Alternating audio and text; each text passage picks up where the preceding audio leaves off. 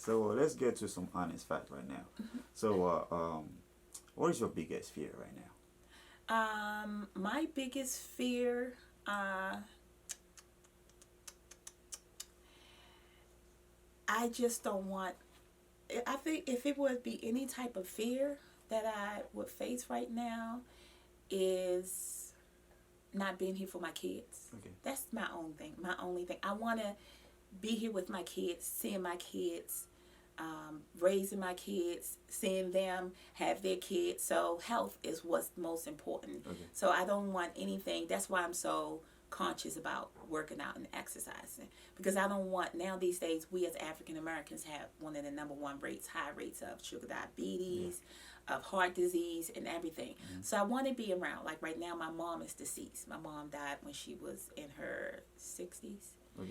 and my dad just passed away. Yeah, you mentioned that. So Sorry it's for your loss. thanks. So it's, I want to be around for my kids. So that would be my fear of just, even though I wouldn't let my body go to waste, but I don't want to see my kids without a mom. Okay. That would be my fear. All right. So, how do you handle hateful people around you, or how do you deal with hate in general? Love on them. Okay. That's how I deal with it.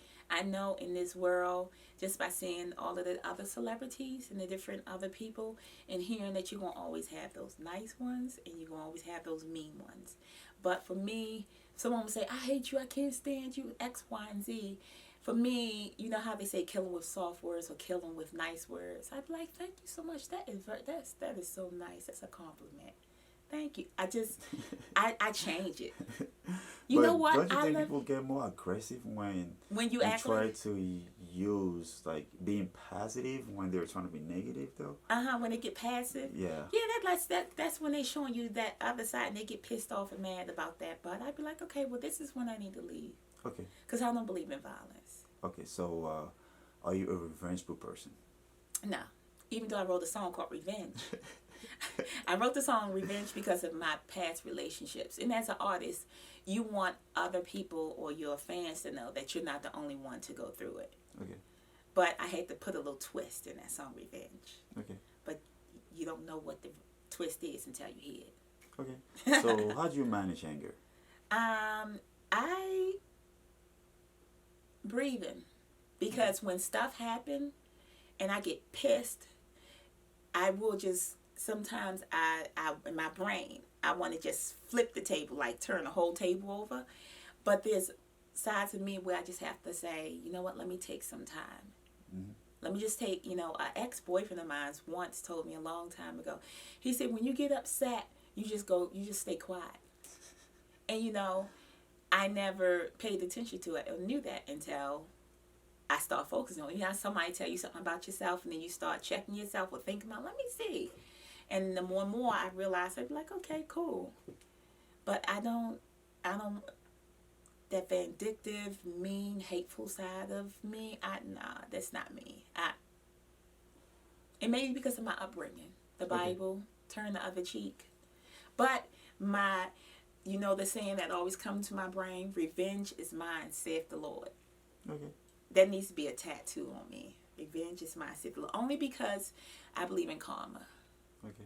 And not only just with just saying it because I hear the sayings, it's because it's my life's moments or situations that has happened. All right. I've Let's talk seen about. stuff where it turns like that. All right. That's great. Let's talk about those are the negative emotions that we human we respond to most of the time, and if you check yourself against those emotions, if you tend to be on our side of your emotions, then those are your personality will be very very not be very attractive to people. Most of the time, if you're a revengeful person, you don't manage your anger properly, then you tend to spaz on people. Right. So it'll create a personality trait that most people probably might not like. Yeah. It's okay to get angry sometimes when somebody pisses you off, but how do you manage that for you not to be in trouble or for you not to go kill somebody? Yeah. It's very important. Yeah, and mentally, I think that's where the mental part of some people's lives, and it makes you think that they're dealing with more than what you see. Yeah. They're dealing with is some, what I have noticed, and not only just with just my personal life, but with my job, what I deal with children every day. I had to take a lot of classes. I had to get certified for a lot of classes. Okay. But what they talking on right now, or they focus on, is it starts at home. Yeah.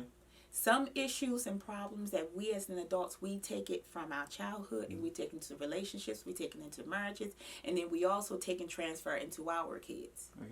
Because of the hurt and the anger or the hurt and issues and problems that happened when we were younger, we take it into the relationships, and then we take it and treat our kids that same way. So it's a big ball of just genes of what went from one generation to another generation. Is passed down from one generation to another generation. So definitely having to break the curse is very important. But for me, as far as for getting angry, I've been in one fight before.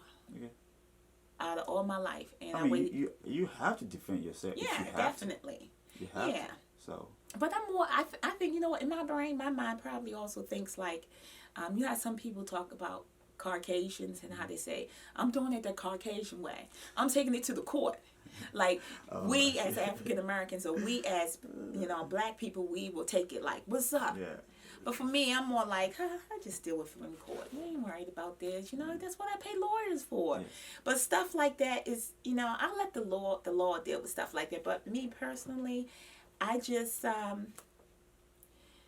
it's no need of it. Okay. It's no need to cut up. Like, I would never, ever, I see the different artists, especially women, and they hear about all of the different stuff that's going on in the world, and then they do that. They get the phone, and next thing you know, they cussing everything out and cussing everybody out. That's not me. Okay.